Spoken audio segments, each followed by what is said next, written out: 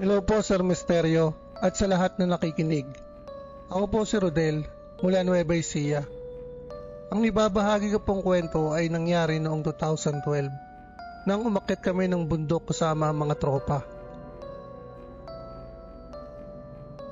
Mahilig kami mag-hiking noon. Isang gabi, mga bandang alas 10, nagdesisyon kaming tuloy ang pag-akyat sa bundok Bulaylay sa Bungabon kahit madilim na. Di ko lang po alam kung pamilyar kayo sa bundok na ito. Pero ayon sa mga taga roon, may mga nakatira raw na elemento at hindi basta-basta dapat ginagabi sa lugar na yon. Habang naglalakad kami sa makipot na daan, napansin naming parang paikot-ikot lang kami.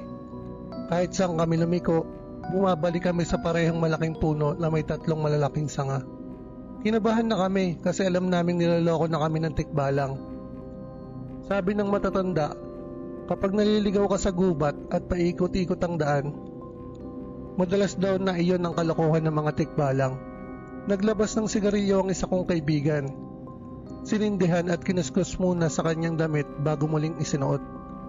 Ginawa rin namin lahat yon ayon sa payo ng matatanda. Biglang nanahimik ang paligid. Wala ni huni o kuliglig o ingay ng ibon. Sa di kalayuan, napansin ko ang isang anino.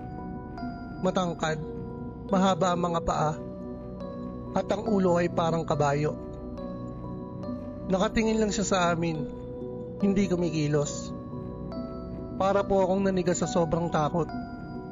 Paglingon namin ulit, doon lang biglang lumitaw ang tamang daan pababa ng bundok.